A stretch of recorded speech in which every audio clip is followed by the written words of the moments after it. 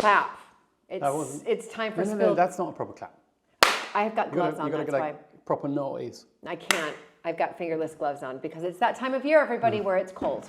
Well, you wear fingerless gloves through the year, whether it is cold or not. So that is one of Julie's styling features. That's right. I think I must have a dozen. Do you think you have a dozen? I have a dozen pairs of. Yeah, people ask where you get them from. Where do you get them from? It's a mixture. I've had one of the YouTube, part of the YouTube community. She sent me 3 pairs, and they were made from recycled cashmere jumpers or sweaters, and her friend does them. So she sent me 3. That was really exciting. Wow. And then it's really a mixture. I don't know. I get them for gifts. Yeah. I send them for gifts. So there you go. These are Brora, but these were given as a gift. So these are Scottish. Right. Right. You know, nice. Anyway, spill the tea. I don't have tea. I've got coffee. I've got water. And guess what? I've got delicious Mapperton spring water. Comes out of the tap here. We've got a filter on it, but it's still not good enough for you, is it? It's not. Julie has gone off spring water. Well, I'm not sure how you go off water because water is water. No, I still use it, but I put it through an extra filter system. She has a reverse osmosis system. I'm obsessed. Which takes out all the nice bits. No. All those sort of particles from the countryside. I'm obsessed with it. Do you like particles from the countryside? Okay, should we move on?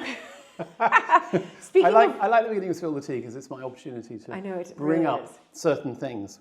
And we catch up. But speaking of water, we should let everybody know that your video that's coming up this Saturday, and for those of you who are new, we try to film a Spill the Tea every 2 weeks to give you an update because there's so much going on here at Mapperton constantly to kind of give you an update on what's going on. But this Saturday's video, be sure to put in your diaries. It comes out every Saturday, a new episode, 7:15 UK time. So do the maths wherever you are in the world. And it's about, we don't want to give too much away, but it has been a nightmare for the past 2 weeks, a water nightmare. Well, it is something that we bring up very often here, and we will have a little bit more detail on the weekend, as Julie says, but it has been a terrible 2 weeks for leaks at Mapperton. We should really write a song about it. I think you should write a book about it. Well, a book, but it needs to be done with humour. It does. And creativity, because sometimes it feels very unfunny, doesn't it? It does. The short version of it is that, as many of you will know, we have our own water system here at Mapperton. Luckily, the leaks we're talking about are not the sort of internal house leaks, because those can be disastrous, and none of them compare to the winter of about 1984-85, when my father came into the house and the pipes had burst because the heating wasn't working and water was flooding everywhere. So we have not had that. But what we do have are a lot of leaks in the pipework that come down from the reservoirs, that come down from the springs, because we are not on the mains here at Mapperton. And this has been a bad year up until about 2 weeks ago, where we had 3 or 4 major leaks. You know, each one cost several thousand pounds to repair. But in just the space of 10 days, we had 3 major leaks, unconnected, different parts of the system.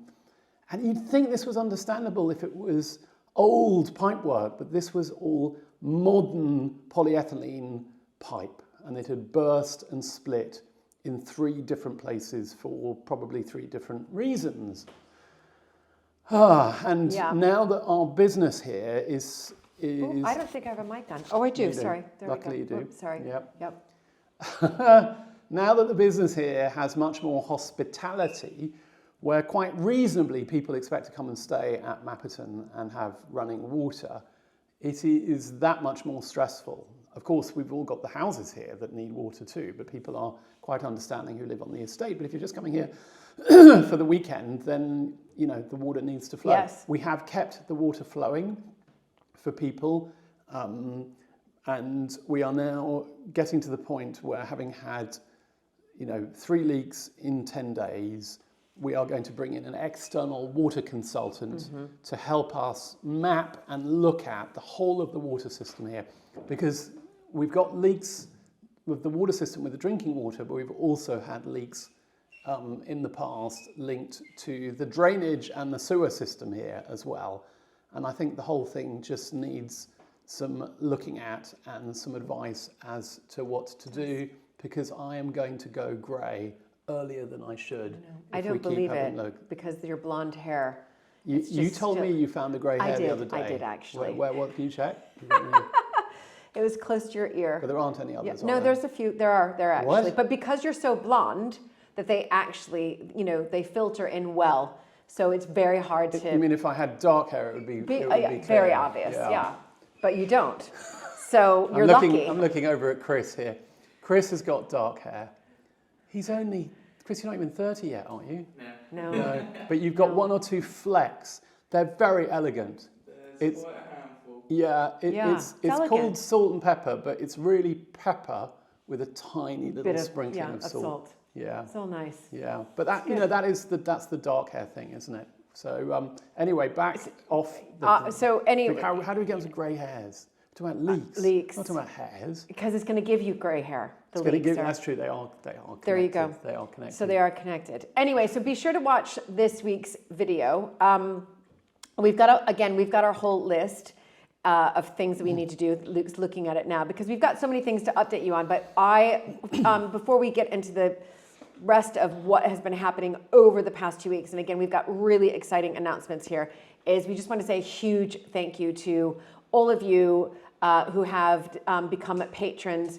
We set out a few months ago to hit the founding 500. We did that in like 48 hours.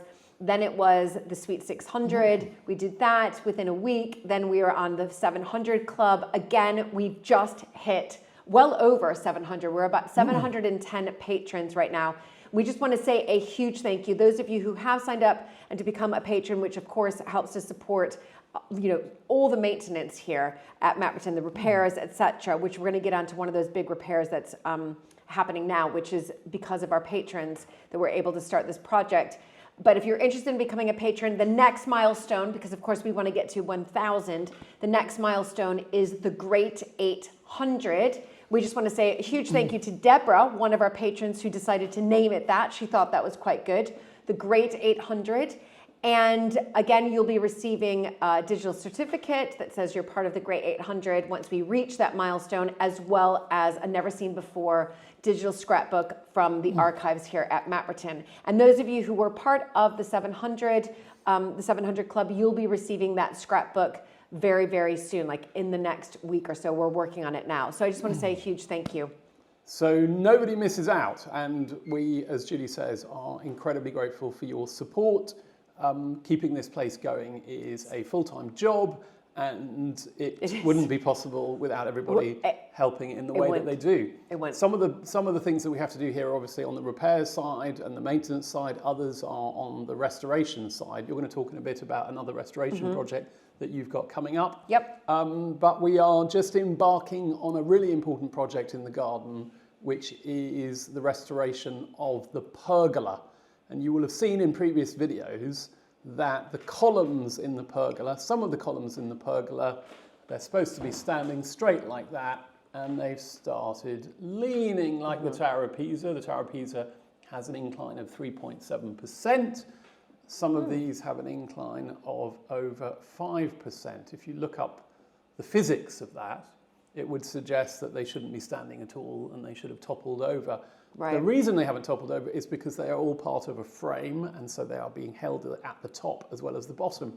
So the scaffold is going in as we speak, and then the work will begin with the wonderful Darren and, of course, trustee Raymond, who will embark on a project to lift these columns so that we can get underneath and reinforce the foundations. That will all be coming up on a future episode. But it's so important. It's obviously matters enormously. We cannot have the pergola toppling over, not least because that would be an enormous health and safety hazard. And so we are finally able to do something about that, thanks to all of your support. Yeah, all the patron support. So, I mean, that has been on the list for a while. So we're so happy to to start that project. And of course, as a patron, you do get all of our episodes early, a week early, and they are ad-free. So those patrons who have helped support this project, you will be seeing that episode. In fact, I was down there yesterday filming the scaffolding going up because it coincided with the film crew that was in the drawing room. So I had... You had a film crew in the drawing room? Yeah, so I had... I don't even know about these things. Where did they come from? Well, they came from London. Right. There was a film crew yesterday, and at the same time that the scaffolding was going up, and I thought, oh my gosh, there's going to be drill noises, and this film crew has come all the way down here. Luckily, because the gardens are sunken, we couldn't hear any noise at all. But yesterday was really, I think, exciting for me, and it was something that I've really strived to, I guess, be recognized as this Gilded Age historian after completing my master's in English Country House Studies, and of course, Alberta, your great-grandmother, an American heiress, 9th Countess of Sandwich, being the subject of my dissertation. And so yesterday was my first time on camera as exactly that, a Gilded Age historian. Wow. It was a little bit later, but we brought in, Alberta was brought into it, which was exciting. They filmed some of her diaries, and it's around the abdication of King Edward VIII, and in particular, of course, his relationship with Wallis Simpson, which is the reason why he abdicated. He said that in his, speech to the nation, and Alberta documented it beautifully, and that's what we got on camera. Wow. Yeah. When can we see that? When can I see So that? that will be, they're not sure, but it will be coming out sometime early next year, Right. early 2026. Can you see it in America? Yeah, it'll eventually make its way to YouTube. They all do. All the They all do. these royal documentaries do. Okay. So yeah, definitely. Fabulous. So yeah. Great. So that was exciting. So that is exciting. We've also got lots of other things happening. So we are at the end of our season. The doors closed at Mapperton on the 31st of October, and they won't be reopening until the 1st of March. That's not quite true, because we probably will have a couple of snowdrop Sundays beforehand. We've had them booked in. When the snowdrops come out. But it is a time now when everybody just exhales. The last week was wonderful. It was our most successful Halloween trail ever. We had over 2,000 people coming. Okay, can we just backtrack? Because the last time we did the Spill the Tea, Yeah. I said to everybody, we've got Halloween trail coming up. It's over 6 days. And when Holly and I spoke to Heather, our marketing executive, and she was like, no, I really want to get 500. Holly and I were like, wait, what? We'll be lucky. You thought 500 was going to be just oh my God, we were like, we'll be lucky target. to get 100 over the week. And both Holly and her team and Heather, they have pulled it out of the bag. Day one, it opened on a Sunday, the 26th of October, and no one could believe that we basically welcomed 400 people in one day. So I just want to say a huge thank you to the entire team at the cafe, because you guys were off your feet. That's Christine, that's Lisa, Bella was in there, and then we had tons of volunteers. I can't name all the volunteers, so I'm sorry because there were so many throughout the day, but there was Peter, there was Daryl, there was Sarah, there's the other Sarah, there was Antonia, there was Nigel was in, we had, and I hopefully don't forget everybody, but the volunteers were absolutely incredible as well. And we got over 2,000 over the course of 6 days. Which was really good news for Mapperton, because actually October had been incredibly quiet up to that point. We made the decision to actually keep the gardens and the cafe open.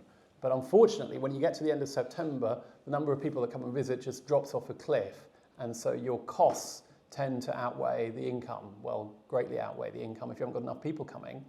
But luckily, we had so many come in Halloween that we are very hopeful that October is going to be much better. Has done well. So that was just fabulous. Did I forget anybody? I'm always worried. Did I get anybody? Well, do you know what, Julie? It's impossible.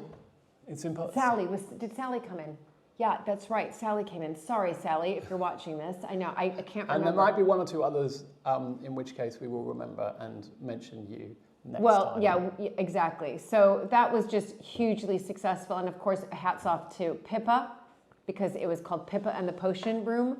And kids were taking photos with Pippa, our cat. So Yeah. it made it just, I think, a little bit more, I don't know, exciting. And so having come to the end of the season, this is the time when we look back at what's worked, what we could improve, what we want to change for next year. We've had our first team planning meeting, Yeah. and we now have one-to-one with different team members to talk through what we think we should do in their area for next year. And then we all meet again and we finalise the plan. So we're getting close to that point.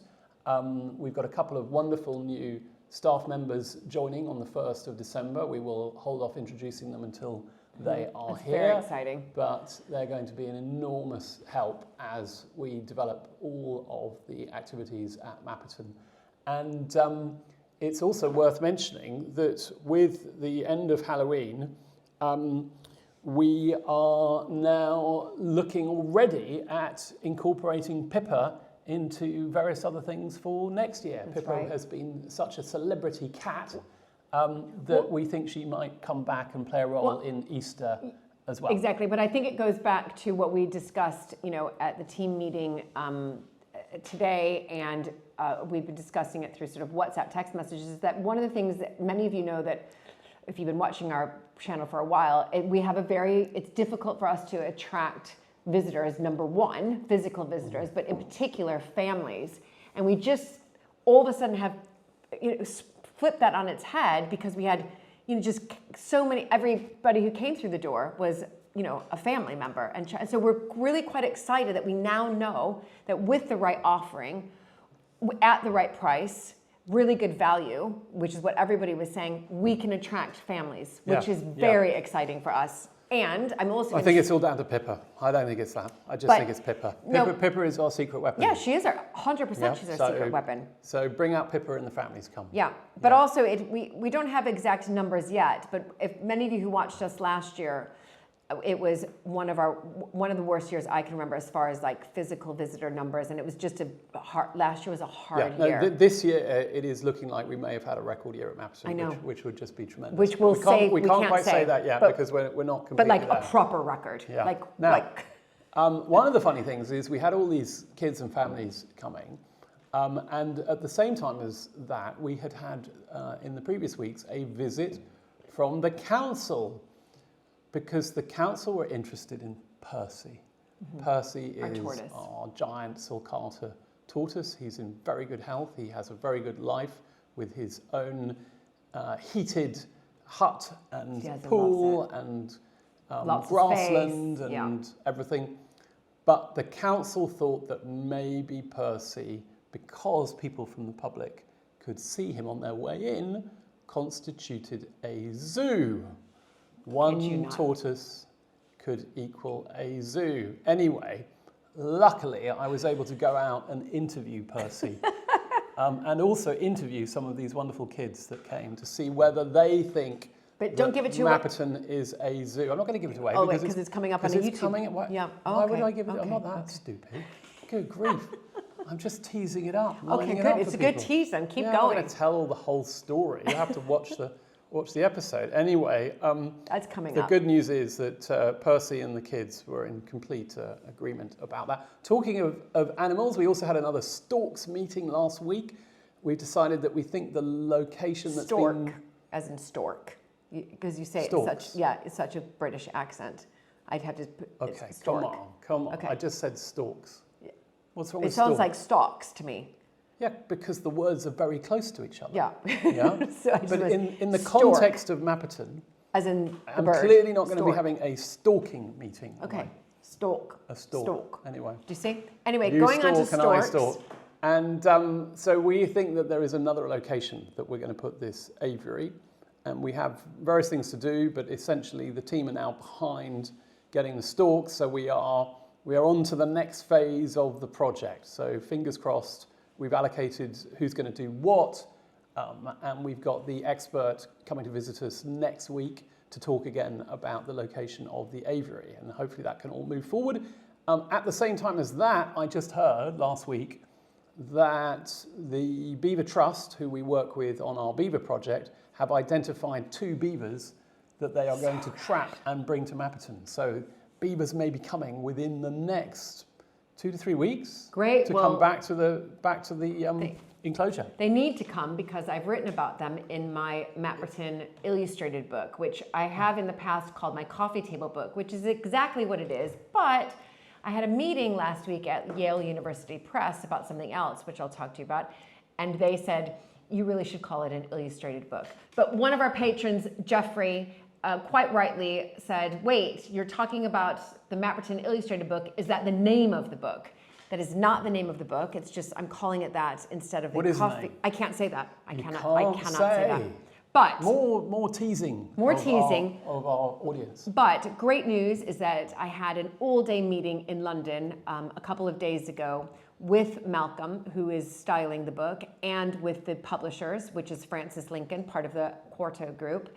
And we were there for the entire day going through every single photo, on the flat plan, going through the text, making sure it works, and it's looking really good. So we just have a couple pickup shots to do for the photographs, and we're in conversation of possibly doing. It'd be great to get you all to comment down below. The publisher's thinking of doing a limited edition print for about 1,000, and then of course there would be the normal illustrated book. Can't say the title, but the limited edition print would be very special. I can't even say what that is, but we would need, I need to get 1,000 people who would be interested in that. So if you are, just comment down below, give me a thumbs up. Same with patrons as well. Because do you think a limited edition would get you signing it?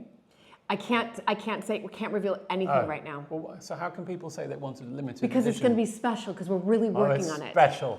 It's very, very it's special. It's one of those special books. So just really quickly, with Yale University Press, that's the one thing I want to mention because I've just talked about it. I had that meeting 2 weeks ago, and that was just an initial meeting about a possibility of writing a book around Alberta. And it went really well. Nothing's in stone, anything like that, but they have asked me to submit a proposal. That doesn't mean anything. And yeah.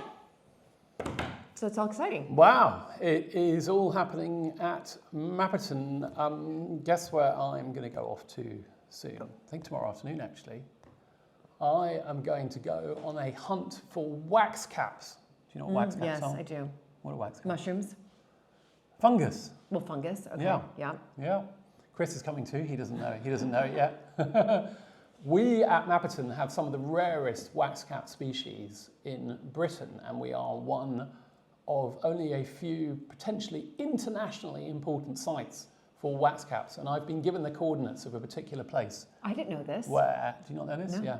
Where I might be able to find these elusive species, and it will be rather fun. It's a good time of year. It's the beginning of November. And so Chris and I are going to head off and have a bit of a hunt. That really is a treasure hunt as well, because some of these fungus just look absolutely spectacular with their colours and their shine and their waxiness, which is why, of course, they are called wax caps. Am I not invited to that? It's okay, I'm too busy. No, I'd like it. Do you want to come? No, I'm too busy. I don't know whether you do want to come to that. I never know. I'm a bit too... Well, we're both incredibly busy at the moment with lots of things, but that might be a nice one to do together. I'm looking forward to it because it's get me out of the house, and I've been in the house, in the office, doing officey things for much too long. A couple of the things I want to mention why I won't be able to go on that trip, possibly with Luke out on the estate, is because, of course, I am in the midst of organizing the Japanese screens, the 18th century Japanese screens that were found during the clear out of the office's strong room space, and you pulled them out, and they had some mold on them in quite a state. And I think you've seen, if you've watched our YouTube videos over the past couple of weeks, there was somebody here from the British Museum who happened to be here, took pictures, sent them off to a couple of the Japanese Far East curators at the BM, the British Museum, and they've come back saying, you really should get these restored. They are of, there's only one of them, as far as they can tell, in the entire world. It'd be worth getting them restored. They would have been alongside a bed. They're short enough that they're definitely bed screens, and there are 3 pairs. So I have... Did you say they're 17th century? Sorry, 18th century. 18th century. Yeah, Tale of Genji, depicting scenes from that. Wow. Wonderful. So I've been in contact with a paper conservator that was highly, highly, highly recommended, and I'm now just sorting out getting the transport through an art courier up to where that conservator is located. And I did launch, of course, a restoration fundraiser on Buy Me a Coffee. So do check it out. It hasn't actually even come out yet on YouTube, and we are 40% already fundraised. I can't believe it. So 40% already, and that was just through bits I did on social media. So do check it out. It's buymeacoffee.com/Julie J. Montague. So I'll have 2 restoration projects running in tandem: the Japanese screens, the 18th century Japanese screens, and the 18th century tapestry, which I've recently been told should be finished by the end of January, which is beyond exciting. Do you think the screens and the tapestry can go in the same room?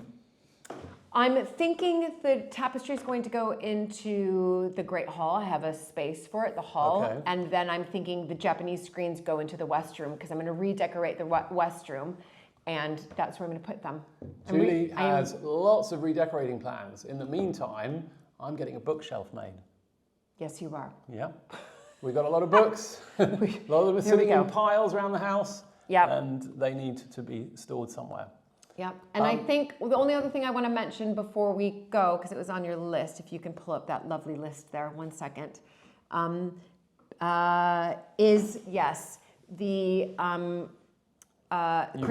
Christmas market. So we are in full swing Christmas market. If you're watching this and you're based in the... No. It is the 5th of November today. I'm not talking about Christmas. It's Guy Fawkes Day. Yeah, I know it is, but we can't talk about Christmas until the end of the month at least. Well, no, because we have to market for our Christmas market, which is the 29th and 30th of November. You mean our Christmas fair is in November? Yeah, it always is. Is it? Where has he been? Where have I been? Yeah, it's always in November. So anyway, So I guess we do have to talk about Christmas. It's going to be bigger and better than ever. I have the feeling that Christmas just keeps getting pushed back. It's going to be Christmas in February before we know it. We're going to be talking about Christmas things. No. Planning our decorations and our fairs. Well, this is our whole year of Christmas. Tonight we have team drinks with everybody, and it's just to say well done for the season. But I did put on the WhatsApp group, no Christmas music. We'll have some music in the background, but no Christmas. I'll wear a Christmas hat just to get in the spirit.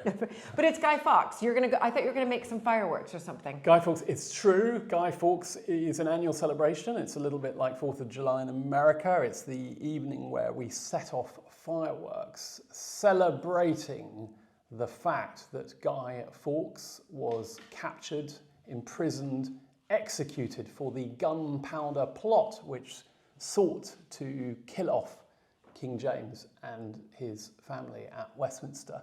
And of course, we have an ancestor who was involved in making sure that the 5th of November became a day in the calendar that was there to recognise the foiling of this plot. That was Edward Montague, Lord Montague of Boughton, who hangs in the hall, who is the uncle of the first Earl of Sandwich.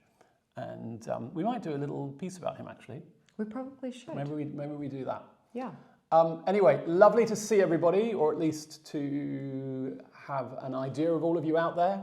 And I'm glad that we are moving on with lots of positive things here at Mapperton. And anything else you want to know about staying at Mapperton, our Grand Historic Tours, becoming a patron, the donations for the coffees for the screens, it's all down in our description down below. And if you've got suggestions for things you'd like us to talk about on Spill the Tea next time, please also make those suggestions in the comments. Great.